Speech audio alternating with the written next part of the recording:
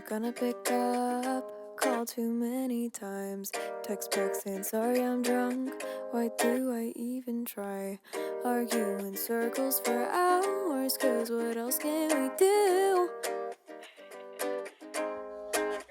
Seems so sweet when it started, but now it's overgrown. I break my back trying to fix this and still end up alone. But I'll keep trying and trying till it splits me in two.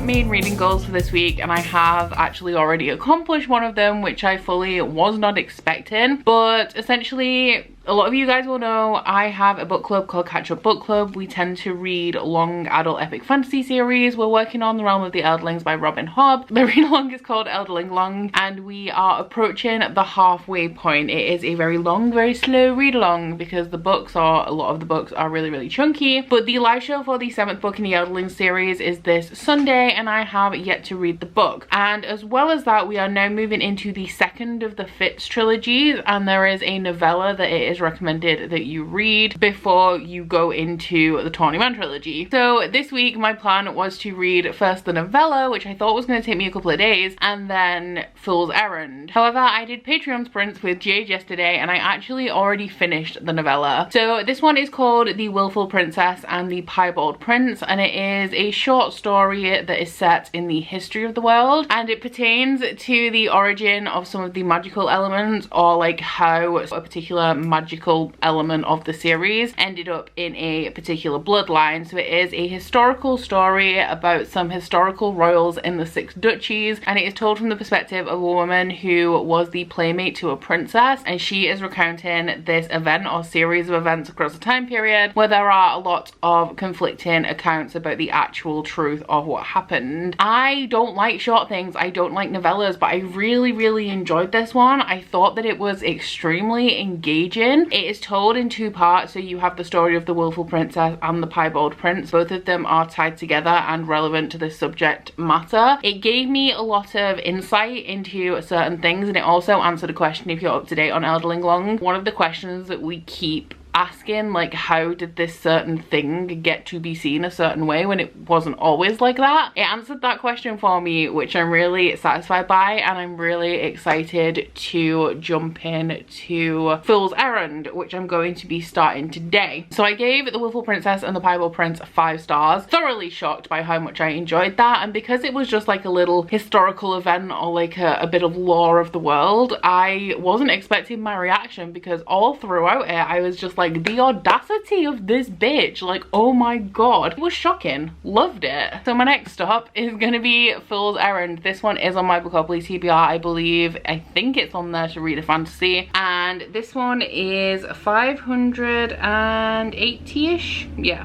83 pages, and I gotta get through this by Sunday. I am aiming to finish it on Saturday because I don't want the pressure of trying to blast through the end of it before the live show at 8 p.m. So I can't really tell you too much about the Tawny Man because it is the 2nd trilogy in an extended universe. I mean, by all means you can read them as trilogies. Definitely would not recommend it, and you would be missing half of the story, but they are published as trilogies in this extended universe. So the way the Elderlings works is that we have 5 series in total. Only one of them isn't a trilogy, and 3 of the series follow Fitz. One of them, which is the last one I read, The Live Ship Traders, is set in a different part of the world, and then the series after this is the Rainwild Chronicles, which I think continues the events of the Live Ship Traders but following different characters. So this is the middle series. It is the continuation of Fitz's story, and in the very first book in the Elderling series, Assassin's Apprentice, we meet Fitz Chivalry Farseer, who is 6 years old, and he has been dumped on the steps of the castle keep because he is actually the King-in-Waiting's bastard. Now the King-in-Waiting, Prince Chivalry, finds out that Fitz is on his way to him, and he very quickly abdicates the throne and moves to the country with his wife. This leaves Fitz in a little bit of an awkward position because nobody really knows what to do with him, because he is a prince, he's part of the royalty, but he's also a bastard. So he's mainly raised by the stable master of the keep, Boric, who was very close friends with Fitz's father in their youth until he starts to get a little bit older and he gains the attention of the king, who thinks that it would be a great idea to train Fitz to be an assassin, as he is in a unique position where he is part of the common people but also part of the royalty, and that allows him access to a lot of places that normal common people wouldn't be allowed, while still remaining fairly unnoticed because nobody wants to associate with a bastard. So the first trilogy takes place when Fitz is between the ages of like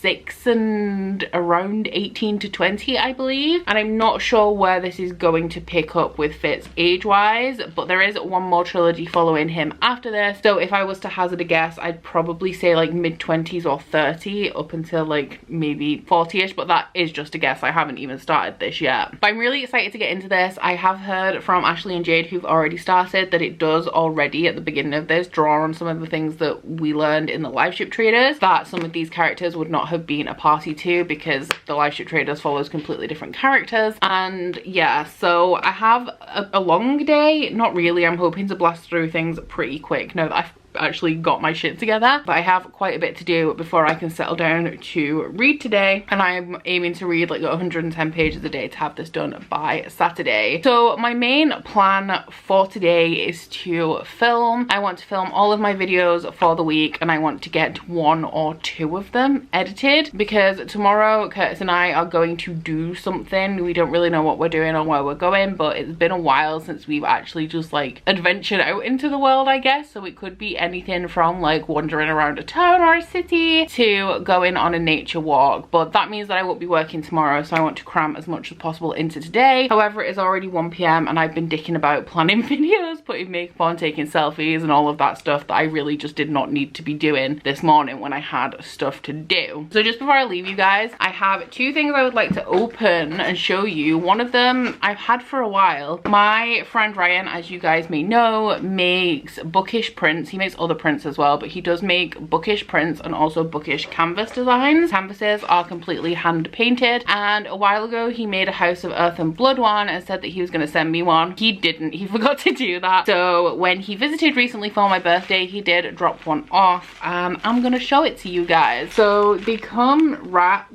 in tissue paper with a cute little label that says thank you for supporting my small business. I've always wanted to do those, and maybe I should actually. Oh my god, we have stickers as well. Ryan, we have a couple of little stickers that also come in the packaging, and oh, there's another one. That's cute. That one says adventure awaits. Can't believe he packaged this properly. It's only for me. Like, what you doing, Ryan? To be fair, I am actually surprised that he packaged this properly, because his normal manner is to just kind of like throw things at me. But this is very securely packaged. If I can find the edge, here we go. And then under here we have the canvas. Oh, these colors are really popping. So this says through love all is possible from House of Earth and Blood by Sarah J Maas, which is one of my favorite books of all time. And as I said, all of the canvases are hand painted. This one also has some glitter, and I'm not sure if you can see those sparkles, and the lettering, which as you may be able to see is 3D. So thank you so much, Ryan, for gifting this to me. I will pop it on my print wall shortly. I also have this, which was gifted to me by Zafina from the Slyconics last week, to hang. So I'm going to be doing that at some point, but I may actually wait a bit and collect some stuff so that I can rearrange them, because the print wall is getting kind of full and I need to fill the gaps carefully. So aside from that, I do have one more thing that arrived today. It has an Etsy label on it, and I think that this may be a gift from Bobby, who sent me a little something something last week but said something else was on the way. She also said it was edible. It says happy birthday Becca on it, but what is it? This is beautiful. Oh my god, I love this. This is like a handmade chocolate slab that says happy birthday Becca, and it has a few different sweets like embedded into it. I love chocolate like this, honestly. Like chocolate that is a slab bar that has like lots of things in it is my favorite kind of chocolate. Thank you so much, Bobby. And the little note says happy birthday tea waffle. Love, Bobby. I don't want to eat this though, it's too pretty. Don't tell me, I'll let it stay in my head. I won't believe our love is already dead. I'll let it disappear slowly. Forget it, really don't tell me.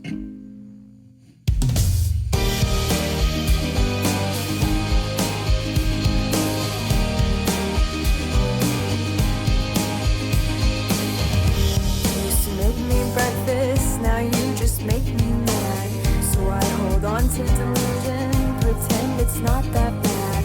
We're seeing the make a scream and speeding down 85. When I close my eyes, 'cause I don't think we're working out. But then you smile at me. It's like the sun just came out. How could I ever leave? Good afternoon. I have been rather silent this week, haven't I? It's around 4:20 p.m. and I finished work for the day. I'm only doing a small restock this week, so all of that is sorted now and I'm gonna get some reading done. But first I thought I would come and let you guys know where I'm actually up to with Fool's Errand, because it has been quite a number of days. But look at the tabs in here. I have added a couple of extra tabs to my system for this book. If you guys watch my how I annotate video, I said that I have 5 core sections, but like with the Cosmere where I have a colour specifically for Hoyd, in this I've added a colour specifically for the Fool and specifically for references to the life ship traders, and it's creating this very pretty rainbow effect. I have also a couple of days ago ordered the other 2 books in this trilogy in the large paperback editions because I love these. These are my favourite Hobb editions, I think, and it's really sad as well because while I have the first 2 series in mass market paperbacks, they do all have this style of cover, and this trilogy was the last one that was published in this style of cover, so I'm gonna have to get the normal, like the most recent editions of the final 2 series in the realm of the Eldlings. But regarding my thoughts on this book so far, I'm really enjoying it. I do still think that I slightly prefer the life ship traders, and that is just because in the method of like how the story is told, the life ship traders is multi-perspective, and Robin Hobb books are generally quite long. This one isn't too bad, it's only 580, so it's one of her shorter ones, but they can be very, very long, up to like 800 and something pages, I think is the biggest one we've read so far, and that isn't the biggest one in the series as far as I'm aware. And they can be very slow paced, but with the life ship traders you're bouncing between so many different characters' perspectives that there's always kind of something in that perspective to pique your interest, whereas the books that follow Fitz are all in his perspective. So the beginning of this book, like I'm on page 220 and it was the beginning of the chapter that I just read, so page 190 is where the plot has even begun. So the first 200 pages of this book is kind of catching up on what Fitz has been doing in between, or like I guess while the life ship traders is happening. So the events between the Farseer trilogy and the beginning of the Tawny Man trilogy. It also like reestablishes some of the side characters in the world, and then a lot of it as well is just paragraphs of what he's doing, because the tone of the beginning of this book is really trying to like hammer into you the monotony of Fitz's current life. But I do really enjoy Robin Hobb's writing for a start. Also just the like being back in the world, like I've mentioned before how reading Brandon Sanderson books are really comforting to me because the writing style that he uses in the Cosmere is familiar, so I have no problem with reading just pages and pages of nothing in that writing style set in that world. And it is now getting to be the same with the realm of the Eldlings as well, because this is book 7 and they are quite chunky books. But my favorite part of this book so far has been the Tawny Man.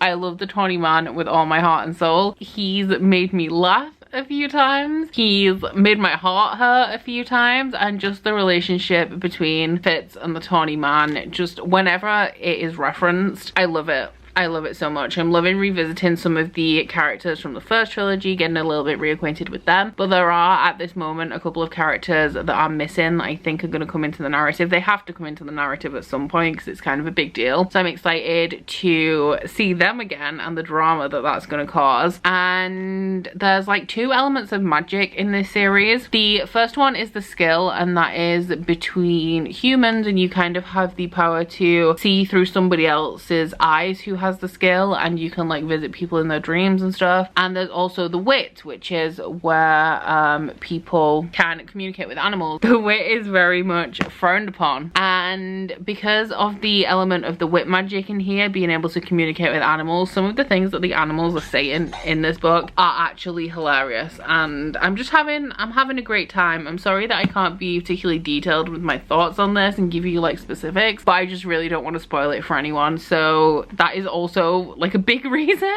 why I haven't really been updating you on my progress in this throughout the last week, because I can't really talk about it too much, which is sad, but just know that I'm really enjoying it. It is in the same kind of style and vein as the Farsia trilogy, and I'm just excited to see where this trilogy is going to take it, because while it's going to connect to a plot as a whole, I think that each Fitz trilogy is going to have like a specific story arc, and I've reached the beginning of this now and I know what the plot of this book is going to be about, but I don't know whether that's going to expand further into the series or whether that particular plot line will be wrapped up in this book. So I have no real idea of what the tone of the full trilogy is going forwards, and I'm really excited to read some more and find out. Good morning. I'm still looking like a bag of dicks, but at least I'm not feeling like a bag of dicks anymore. Yesterday was a really weird day where I just like felt like shit. I felt really run down, and I don't know what it is. Like, it could just be some hormonal stuff going on. It could be because I've been out a few times this week and I'm not used to it, because the feeling was kind of, it was almost like an anxiety feeling, but there was nothing that I was anxious about as well. So I have no idea what that was,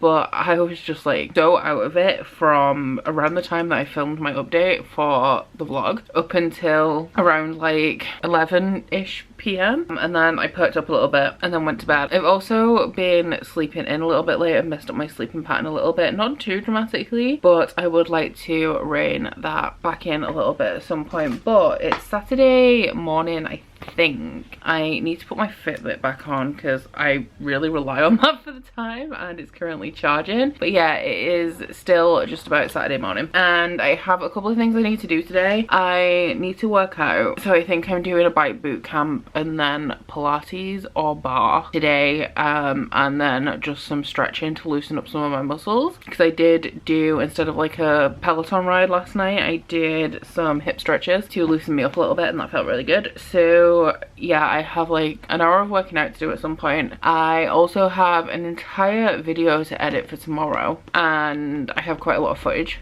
for that, so I think it might take me a while. But also, kind of importantly, I've got to finish this book, and I'm on page 304 of 580, and I have until 8 p.m. tomorrow, so I have 32 hours to finish this book. So I've made myself a coffee, and I think I'm going to try and get to page 400 and then either work out and edit my video and then maybe try for 500 and then do whatever. I mean, realistically, with the speed that I'm reading, that's not how this is going to work. I'm probably going to get to 400, edit my video, read until dinner, eat dinner, work out, read a little bit more, and then we'll see how much I have left for tomorrow, because the live show is at 8 p.m. tomorrow and I'm quite a slow reader. This is generally quite a slow book. It's averaging me, I think, at about 2 minutes per page as opposed to 1 minute per page, which is like my standard reading speed. So I don't really want more than 80 pages going into tomorrow, which means that I have to get through 200 today. So wish me luck. I'm into the point now where the plot has like kind of kicked in, so things are a little bit more interesting, which means that the pacing is slightly elevated, so I'm still not worried. But like, I really need to get out of this habit. I don't know how this has happened. I really don't, because it's not like me to read like this. But as you guys will know if you've been watching my vlogs, and I think I have mentioned it maybe in last week's vlog, I'm not reading very much throughout the week, and then I'm spending either all of Saturday or all of Sunday consistently reading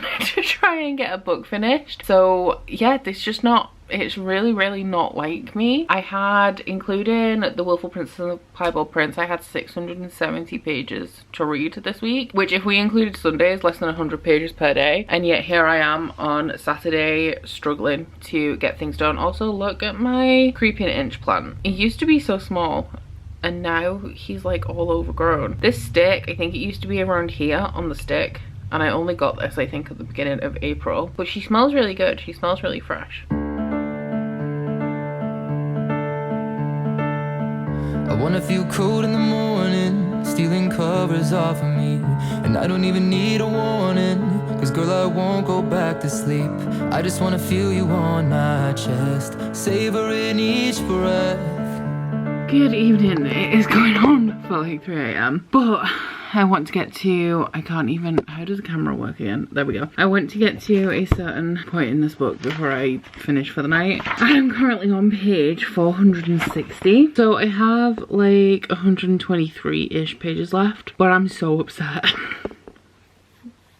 I'm so upset. And I'm kind of at a point now where I'm scared to continue, and I kind of expected things to get pretty sad, because things are always sad in Robin Hobb, especially in the Fitz books, but I'm more scared than usual. I have a little bit of hope because of certain circumstances, but yeah, I'm not feeling too good. The next chapter is a really short one. I was just going to read one more chapter, but I want to get to either page 480, which would leave me with 100 pages for tomorrow, or page 500, which would leave me with 80, so we'll see how I go, but I kind of don't want to go to sleep sad as well, and it's not looking good.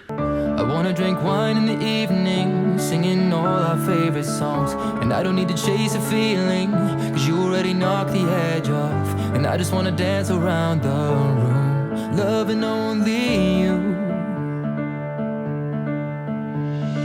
Oh, every imperfection, every scar, not a thing could change the person you are. My lover, baby,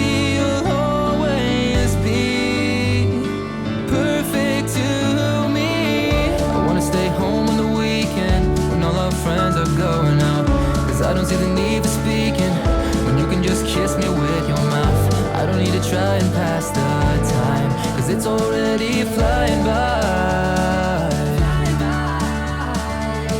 I wanna be close when you need me, but no one else could understand. And when we have a house and a family, I'll still hold on to your hand. I'll still look you in the eyes like the first time.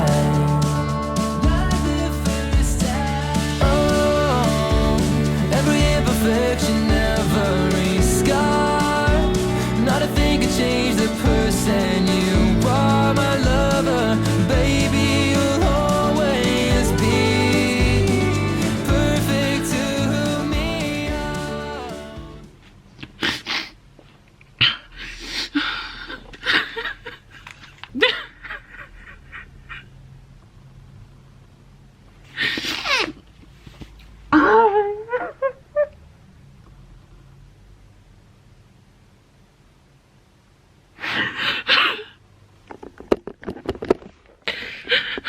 It's been a long fucking time since I've cried so hard at a fucking book.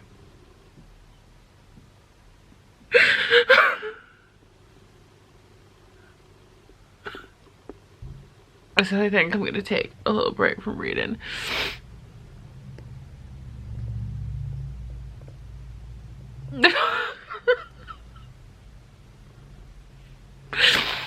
I can't stop.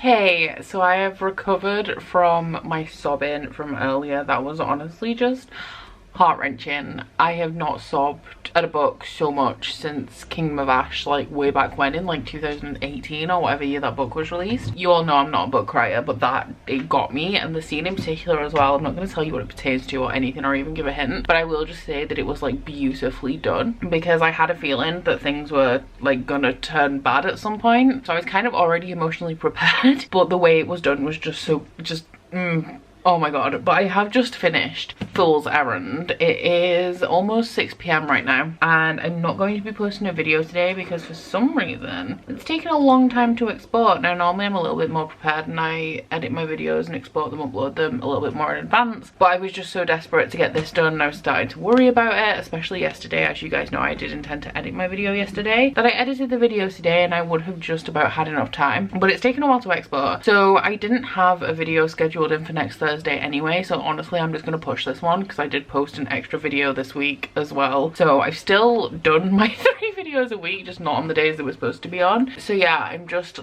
more prepared for next week, because I could just post it a little bit later, but I don't want it to clash with the live show of Fool's Errand that starts at 8 p.m. That's taken a little bit of pressure off me for the day, but I finished Fool's Errand. I gave it 5 stars. This could be one of my favorite Fitz books overall. I think in terms of the realm of the Eldlings, my favorite book is still Ship of Magic. I really do like the live ship traders, and I think it is because there are so many things in the live ship traders that I can point to that I definitively enjoy, whereas the Fitz stories are such sad stories, and I really love that they get me connected with the characters, and Fitz is just like, his entire story and journey is just full of sadness. It's not a happy story. Like, the Fitz books are not happy, but there are heartwarming points in there, like especially in terms of like really strong friendships and stuff, so it's not all bad. sad, but the Life Shit Traders just has more action and more enjoyable moments, I want to say, whereas these are a lot more sad. But that being said, that really pulls me into the story. I would not have sobbed like I did in this book if I hadn't read so much from Fitz's perspective and was already so familiar with this world. There is like a little bit of issues with the pacing in these books as well. I have mentioned it before, it's kind of unavoidable because you need the slow pacing and you need to spend a lot of time in Fitz's head and really get into his character for the rest of the story to be so impactful and like the moments of like more high action or more high emotion to actually affect you. Whereas the Life Shit Traders is a little bit more fast paced because you're switching between all of these perspectives. I adore Robin Hobb's writing. I think she has such a like beautiful, sensitive kind of writing style. Everything is just so beautifully written without it being overly poetical or like flowery writing, and it is a different kind of fantasy to what I typically read, I want to say, because it is just so much more slow moving and I feel like I want to say like thoughtfully written. I am a little bit nervous going forward into these books because with them just generally being sad, it is very quickly becoming more and more apparent to me that the books are just going to get more and more sad as we go throughout the series, because the more time you spend with Fitz, the more upsetting all of the bad things that happen to him are. So I'm definitely not looking forward to that, and because I finished this, I read the synopsis of the next book, Golden Fool, and in the first line of the synopsis it describes Fitz's story as being soul shattering. So it says something like, in the next installment of the soul shattering tale of Fitz chivalry force here. I'm like, wow, if that is not accurate. So I thoroughly enjoyed this, really excited to read Golden Fool, which I'm going to try and get on my June TBR because it took me so long to read this. While I am going to have a little bit of time at the beginning of July where I can read Golden Fool, I want to be a little bit more prepared so that I'm not feeling under pressure, because it really does take me a long time to read these books. This was only 580 pages and I wasn't sweating it. I didn't have to read very much at all, but I still struggled coming to the end of the week. So that being said, I think that that is about the end of this week's reading vlog. Next week is Do the Thing-a-thon, which is a readathon hosted by Ashley from A Frolic Through Fiction. There's going to be live sprints every day. I'll be hosting some on Friday on my channel, so if you guys are looking for any reading sprints, they will be there for you guys at 7 PM BST. And in terms of my plans for Do the Thing-a-thon, I'm going to be doing another installment of my unhaul series. So if you guys are at all curious about any of my thoughts on the books that are in my unhaul cart, stay tuned for next week's vlog because I'm planning on getting through like a minimum of 2, but I'm aiming for at least 3, and who knows, depending on what mood I'm in next week, I may end up reading a whole lot more. But I do hope you guys have enjoyed this vlog if you've made it this far. If you have, please don't forget to like if you liked it and subscribe if you wanna, and I'll see you guys next week. Bye! Oh, you bite your friend like chocolate. You say you will go where nobody knows, with guns hidden under our petticoats. We're never gonna quit it, no, we're never gonna quit it, no.